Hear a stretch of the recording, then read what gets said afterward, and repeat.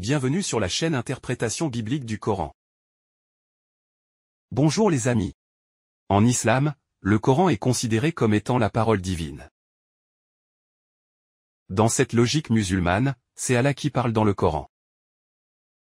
Selon l'exégèse musulmane, c'est Allah qui s'adresse à Mohammed dans la sourate l'éléphant. Allah s'adresse à son prophète Mohammed en lui disant: N'as-tu pas vu comment ton Seigneur a agi envers les gens de l'éléphant? N'a-t-il pas rendu leur ruse complètement vaine? Il a envoyé sur eux des oiseaux par volée. Ces oiseaux lançaient sur eux des pierres d'argile. Allah les a rendus semblables à une paille mâchée. En lisant cette sourate, nous avons l'impression que le prophète Mohammed avait été témoin de l'événement au cours duquel Allah était en train de châtier les gens de l'éléphant.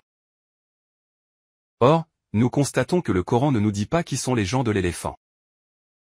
Le Coran ne nous révèle pas le rapport entre le prophète Mohammed et les gens de l'éléphant. Cela étant, nous devons allumer notre intelligence.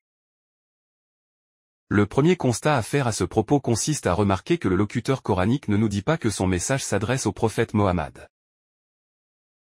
Autrement dit, force est de constater que le nom de Mohammed ne figure pas dans cette sourate. De ce fait, le locuteur coranique ne s'adresse pas nécessairement au prophète Mohammed. Dans le contexte de la sourate l'éléphant, nous ne trouvons aucun indice qui nous dit que c'est Allah qui parle. De même, nous ne trouvons aucun indice qui nous dit que Mohammed est l'interlocuteur dans cette sourate. Dans cette logique exégétique, c'est au prophète Mohammed qu'Allah adresse sa parole même si le nom de Mohammed ne figure pas dans le verset coranique en question. Cependant, cette thèse exégétique s'estompe rapidement devant les contre-exemples. Prenons un exemple d'illustration. Dans le verset 15 de la sourate 71, nous trouvons que Noé dit à son peuple: N'avez-vous pas vu comment Allah a créé 7 cieux superposés? Or, il est évident que le peuple de Noé n'avait jamais vu Allah en train de créer les 7 cieux et la terre. Il ne s'agit là que d'une façon de parler usitée dans le discours coranique. C'est cette même technique d'expression qu'utilise le Coran dans la sourate l'éléphant. Pour conclure, notons que le discours coranique nous laisse entrevoir la présence de deux locuteurs coraniques.